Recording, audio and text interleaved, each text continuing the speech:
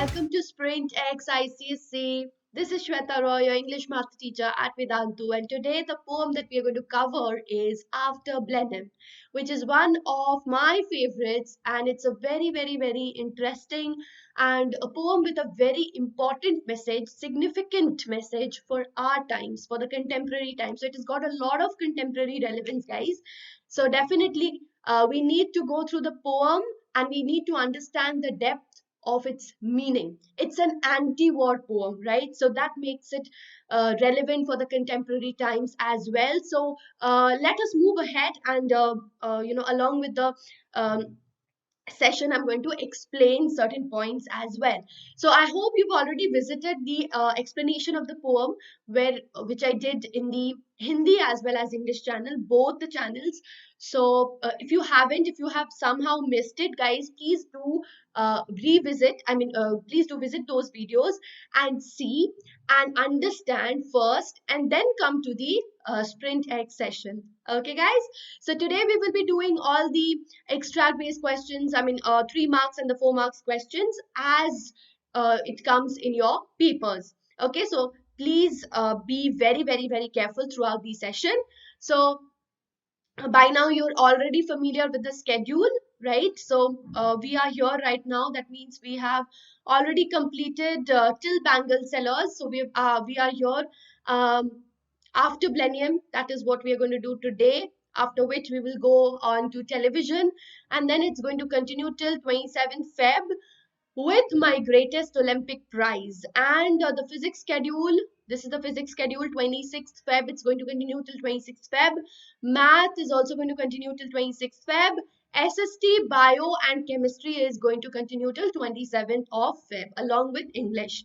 So guys, before moving forward, please don't forget to hit the like button, share the video amongst your friends and subscribe to the channel if you haven't. Alright guys, so let's begin the session with a beautiful and again a quote which is quite relevant and related to this particular poem that we're going to read. So this is by Dalai Lama. War is neither glamorous nor attractive. It is monstrous. Its very nature is one of tragedy and suffering. So it's high time now, guys. We need to stop glorifying war. Okay, so there are so many poets who poets who actually glorified war. Okay, and there are also the other poets in counter to them who spoke about the ill effects of war. Okay, the tragedy of war, the bloodshed in war. Even Ashoka, you all know that now famous king Ashoka the Great, he after seeing the bloodshed of Kalinga war, he also understood the monstrosity, the monstrous nature of the war, right? So he gave up war completely. A king giving up war, that's a great thing, right? And he started to preach Buddhism, the religion of peace. Okay, so that is something which we also need to understand. War is a necessary evil, right? So sometimes, yes, there is no other alternative, but we should always think about other alternatives, right? So in this in your ICC syllabus we have a lot of poems which deal with, like we have the that poem which deals with people, no men are foreign, right? So which also deals with universal brotherhood. So there is that theme of a negative the theme of how war is harmful and what is the root cause of war. So yes, there are so many poems which propagates peace instead of war. So we should always be advocates of peace rather than glorifying war. So this is a poem which talks about the war, which reveals the which pulls off the veil of romance from war. So war is nothing to be seen as something which is romantic, something which should be glorified. So here this is an anti-war poem. Okay, and along with Robert Southey, there are other anti-war poets also, like for example Wilfred Owen, who spoke about who said that my subject is war and its pity of war. Okay, so you should read those poems as well. Wilfred Owen. Okay, so let us move ahead now. Thank you so much, guys, for your appreciation, first of all. Okay, so please keep posting your comments in the comment section. Okay, so we really like to read all your comments and all the beautiful answers and the constructive answers, the creative answers that you give in the comment section. Thank you so much for your love and your appreciation. And guys, for the homework answer for the previous session, in case you haven't been able to frame, then this is a model answer. Please take help from this answer and frame your answers. All right, so now let's begin with the session. This is the um,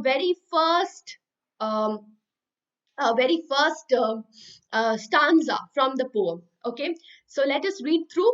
It was a summer evening. Old Caspar's work was done, and he, before his cottage door, was sitting in the sun. And by him sported on the green his little grandchild, Wilhelmine.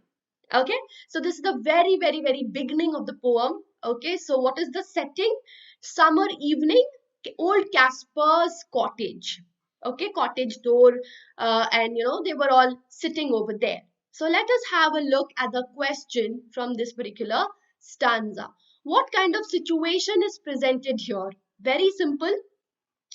Of course, it is not directly reminding us of the war that had taken place earlier, that had taken place much earlier, that is years ago. It is a cottage where, an old farmer feeling relaxed. So it's a normal situation, right? Old farmer, he's feeling relaxed after completing his work for the day. He is affectionately involved in a conversation with his two grandchildren. Okay, as the conversation proceeds, only then, when the flow of conversation moves ahead, only then we come to know the real situation. I mean, the topic of the conversation verges on to the war which had taken place many years ago, right? So they were sitting, as the conversation proceeds, the readers get to know that the place that they were sitting may have been the battleground for a war years ago, right? So that is revealed gradually through their conversation, but initially we do not understand that this is going to be something related to war. So finally it comes to we come to know that the place that they are sitting might have been it would be, it may have been the battleground for for a war years ago. Okay, so that was all for the first question. And now we come to the next extract. Let us see what's the next extract. Old Caspar took it from the boy who stood expectant by, and then the old man shook his head and, with a natural sigh, "'Tis some poor fellow's skull," said he, "who fell in the great victory. I find them in the garden, for there's many here about. And and often when I go to plough, the ploughshare turns them out. How dangerous! For many thousand men," said he, "were slain in that great victory." Very ironical is this word, great victory. And this line, poor fellow skull. So imagine somebody digging out a poor fellow skull. Okay. And what is he saying? Who fell in the great victory. How ironical is that? If this is a great victory, I mean, what kind of a victory is this if you are digging out a skull of a human being, right? I find them in the garden, for there's many hereabouts. So not just one skull, there are so many skulls which the speaker finds. Okay, so that is the ill effect of war. That is talking about the harmful effect of war, the violence, the bloodshed that war create. Very crucial point for us to understand. Okay, so definitely this is shaking off the veil of romance from war. Okay, and revealing the real scenario, the real picture of war, of a battlefield, what happens in a battlefield. Okay, then question is, what made the old man shake his head and sigh? Okay, sorry. The old man's little grandson Peterkin brought a human skull. Very dangerous. Okay, you can understand the whole scenario. A little boy bringing a human skull. What will you say about this? On seeing it, he did not look surprised. Okay. Instead, he felt pity and remorse while knowing already that there were many more skulls lying there. Okay, what what Peterkin had just come with was just one of the many human skulls that belonged to men who had died years ago in the Battle of Blenheim. The tragic thing. So this is definitely talking about the tragedy, the devastation. Okay, caused by war, the bloodshed, the devastation, the human lives that are lost mercilessly. Okay, so you can also write human lives lost mercilessly in war or in a battlefield, right?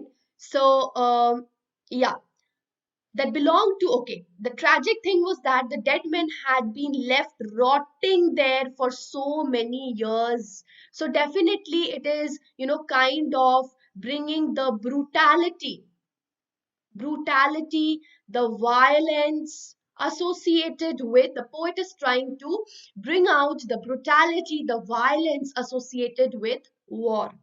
So war is definitely, he's pointing out how war is a necessary evil. Okay, bringing out the brutality, the horror. Okay, the horror of war. Okay, so you can also say that shaking off the veil of romance. Okay, and revealing the brutal, or you can say the violent, or the real picture. You can say the real violent picture of a battlefield.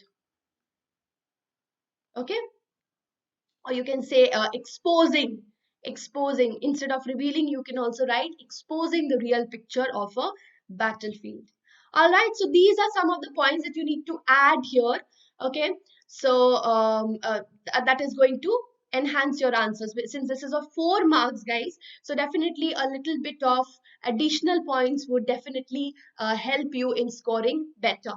Okay, next question, very very very important. As I told you, the irony used in the last lines. Okay, while he said that the skull belonged to some poor fellow, he further said that he fell in great victory. Now, this is something which is ironical and also contradictory. The two phrases seem to be contradictory in their connotation. Connotation is meaning. In any victory that is usually regarded as great, anyone who gives away his life is considered to be a martyr and is said to have sacrificed his life for his motherland. So that is how, this is glorification of war. This is nothing but glorification of war, right? When somebody is losing their life, we are glorifying that person as a martyr. This is what glorification of war. But do we ever empathize with that person? Do we try to empathize with those soldiers, those martyrs who lose their lives at the prime of their age, leaving behind everyone? I mean, they also have their families, right? So do we ever try to think about that? And do we try to find out alternatives of war? Do we try to advocate peace rather than glorifying war? That is a very very very big. Why do we call war a great victory? Why don't we think about peace as a great victory? That is something which we need to understand. It leads to mass destruction. War leads to mass destruction, and the destruction is from both sides, right? So this is something, it's very important for us to understand. Okay, and one second, yes. So however, the soldier whose skull was discovered by Caspar's grandson was referred to by him as a poor fellow. Okay, very very important, poor fellow, because he felt pity for the soldier. Do we ever feel pity? Do we ever try to empathize and sympathize with the soldiers who lose their lives at the prime of their age? Okay, so this is a mass destruction. They are butchered. So many young lives are butchered, okay, in warfare. Mass destruction, very important point. Thus the perception of the war as the great victory becomes questionable. What kind of victory is this if so many lives are lost? Okay, if so many people lose their lives at the prime of their age, is it something to be glorified? Is war something to be glorified? Is war something, to be considered as great victory? That is what the poet is questioning through this simple conversation between the grandfather and the grandchildren. Okay, that is very, very, very important. You have to bring this up in your answers as well. Moving ahead with the next question, next stanza. Now tell us what it was all about. Young Peterkin, he cries, and little Wilhelmine looks up with wonder-waiting eyes. She's curious. Okay, now tell us all about the war and what they fought each other for. Very, very, very important question. What they fought each other for? Why are we fighting with each other? If war is something which is leading to destruction on both sides, why are we not stopping it? Why are we bent on, why are we instigating war? Okay, it was the English, Casper cried, who put the French to rout. But what they fought for each other, I could not well make out. Nobody knows. Nobody knows, okay? But everybody said, quoth he, it was a famous victory. Very, very, very ironical again.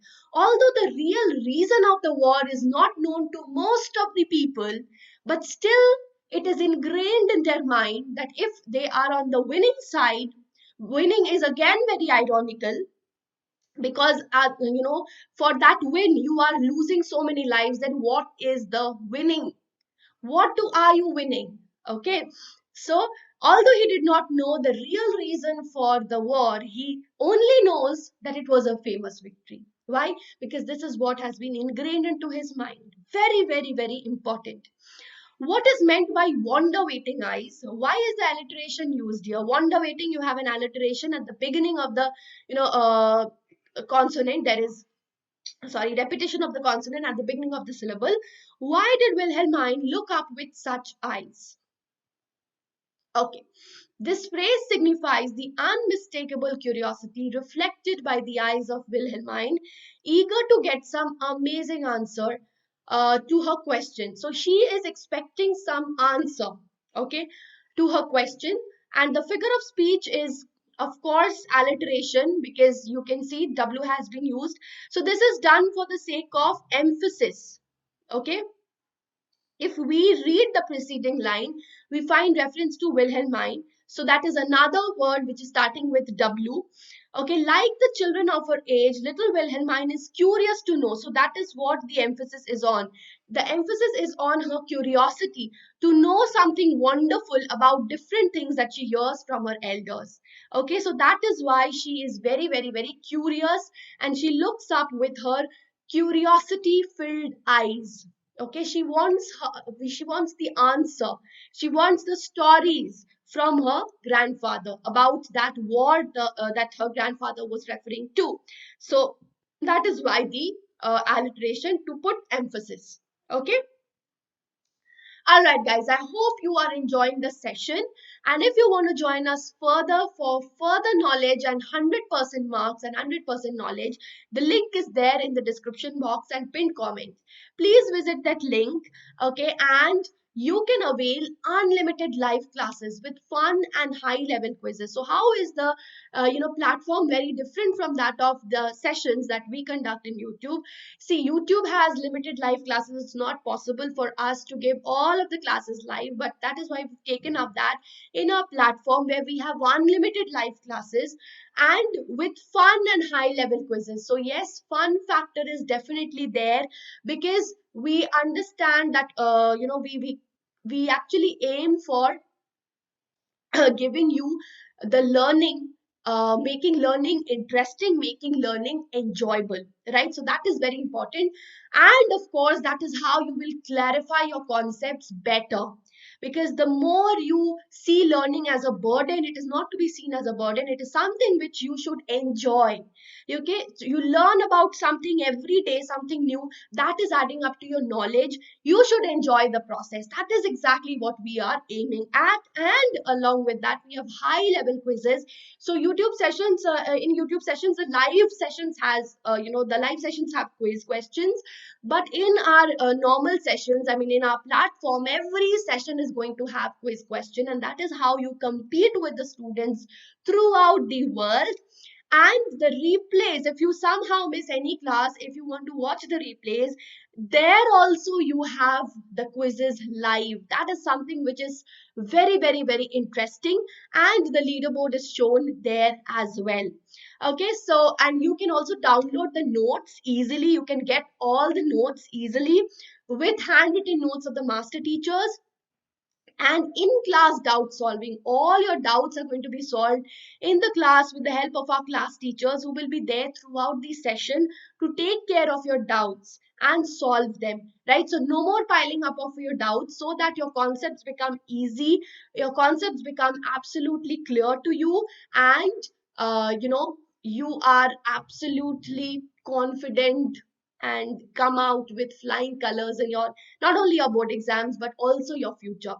Yes, and after each session, you've got assignments. If you solve that assignment, you will understand whether you are clear with the concept that has been taught in the class that particular day. So that is how it's very helpful.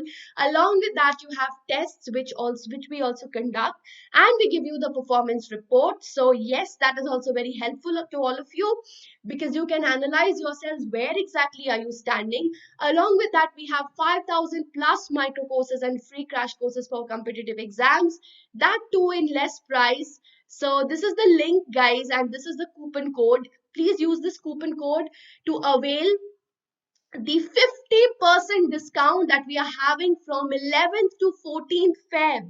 Okay, so we are with you till the end.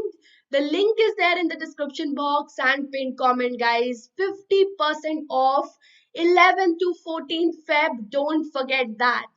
Okay, so here you go. After 50% off, you can see the price. Okay, see the price. SWREPRO. Okay, pro price is 2000, which if you use this coupon code, you are getting this discount. And that, this is the discount price. So 3.3 is, very, very, very reasonable. I mean, very, very, very affordable. Okay, so guys, do visit the link in the description box and use the coupon code SWREPRO. Resuming the session, guys. Next question is, okay, this is the next stanza. My father lived at Blenheim then, yon little stream hard by, they burnt his dwelling to the ground. So his father's place was burnt during the war. Okay, and he was forced to fly. He was also not able to live in his place. Of course, if his place is burnt, he was definitely forced to leave his place. Displacement, another effect of war. Okay, so with his wife and his and child he fled, nor had he where to rest his head. So after leaving his place, he did not even have a proper place to take rest, or he did not have a proper shelter. With fire and sword, the country round was wasted far and wide, and many a childing mother then and newborn baby died. The effect of war. But things like that, must be at every famous victory. So just after the huge impact created, okay, what is he saying? But things like that happens in a great victory. Very, very, very beautifully placed. Okay, and just inconsequent lines to create a very sharp impact on the readers, right? Okay, next. What were the results of the great victory? What were the results of the great victory? Now, this great victory is very, very ironical over here, and the results will show. Okay, the results will show why is it ironical. Why are we calling this a great victory as this great victory as ironical? Okay, the great victory was scripted by the combined forces of Britain and Austria. In the Battle of Blenheim, the combined forces defeated the forces of France and some of its German and Italian allies. But thousands of people died. It was a horrible scene with blood covered bodies rotting in the sun everywhere. That is the effect of this war. Many were forced to leave their dwellings, mothers separated from their children. A great destruction had been caused far and wide. So, these are the results of the great victory. So, if this is what is happening, if this is the brutality,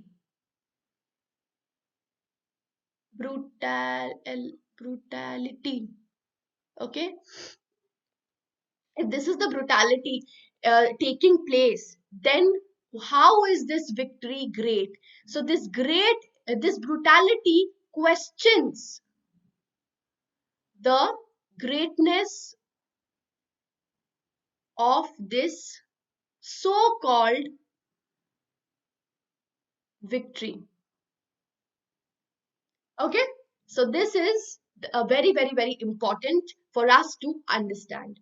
Moving ahead, what does the use of fire and sword suggest here? Okay, fire and sword, of course, is suggesting the destruction, the horror, and the ruin brought about the war. That there was a brought about the war. Okay, then there was a havoc all over the country. Okay, houses were ruined. A lot of people died. Death, blood, misery, sorrowful condition of once calm and happy place, the place which had been once calm and happy, it is replaced by death all over. Death was hovering all around. The fire and the sword, that created terrible disturbance all over the land. Okay, so that is why the use of these two words are very, very important to create the impact of destruction.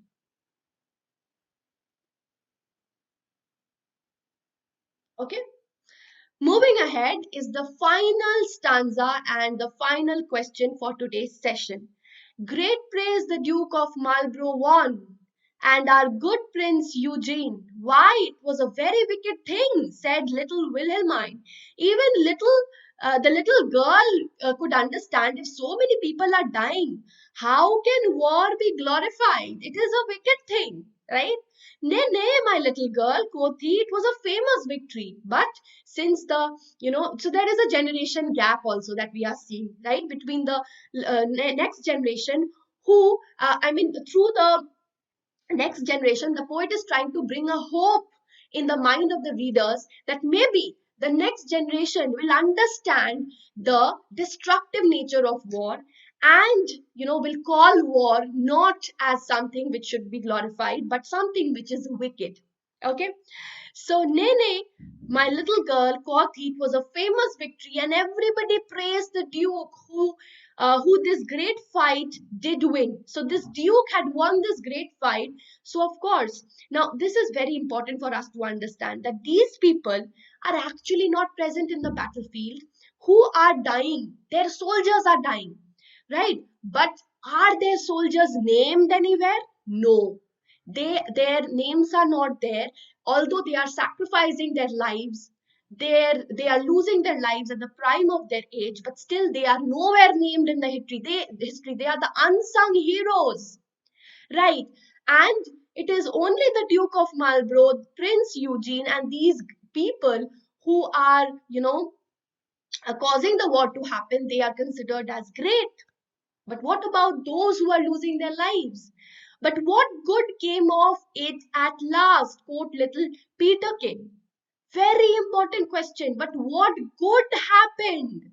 I can only see destruction all over. I can see the skulls around. Still now, what is the good that is happening? Why are we glorifying this war? Why that I cannot tell. So even the grandfather fails to answer the question, but he only knows that it was a famous victory. And since everybody was praising the Duke of Marlborough for his great win, for his, I don't know, that is win is within quotes, and for our good Prince Eugene. So something which is very important for us. So comment upon the contrasted viewpoints in the poem. Very, very, very important. So this is again, this contrasted viewpoints is talking about the generation gap also. Okay. Old Caspar is the speaker of the poem, describes the horrible consequences of the war. He even tells his grandchildren how his own family was affected and forced to migrate elsewhere in the aftermath of that war. This is reinforced by the opinion of the little granddaughter who refers to war as something wicked. Despite all this, the speaker admires the Duke of Marlborough and Prince Eugene who led the winning side in the war. So they were the leaders. But what about the people who died? What about those unsung heroes? Right? Moreover, he frequently refers to the war as a famous victory. So that is the contrasted viewpoints. He is himself telling, he is himself narrating all the, happenings of the war, all the consequences, the horrible and the negative consequences of war, how his family was affected, how the entire nation was affected, how people of both sides were affected by the war, how they were losing their lives, how the poor soldiers died, how their skulls are still there rotting in the sun. Okay, but still, he is considering this as a famous victory, and he's praising, the leaders of the winning side, Duke of Marlborough and Prince Eugene. Okay, so that is the contrasted viewpoints in the poem. And thank you. And of course, the grandchildren are, seeing war as something which is wicked because nothing good came out of it. Okay, the consequence was definitely negative, nothing positive. That was the viewpoint of the grandchildren. Okay, guys, so we have completed all the questions, I mean, all the important questions from this particular poem, and I hope now you're absolutely confident about the poem and you can answer your questions, whatever comes. Please do look at the explanation part of the poem, which is being done in the English as well as the Hindi channel. Okay, guys, and this is the question that you need to answer, the last stanza, and this is the question. What do you think of old man's point of view? What is your opinion on the grandfather's point of view, on the old Casper's point of view? Okay, so please do post your comments in the homework question, so of the in the comment section. Okay, and next session is going to be on television. Okay, so please do not miss that, and don't forget to avail the 50% off, guys. Click on the link in the description box, use the coupon code SWREPRO, and you can avail the 50% discount till 14th. All right, guys, don't forget to hit the like button, share the video amongst your friends, subscribe to the channel. Thank you so much. Take care and bye bye.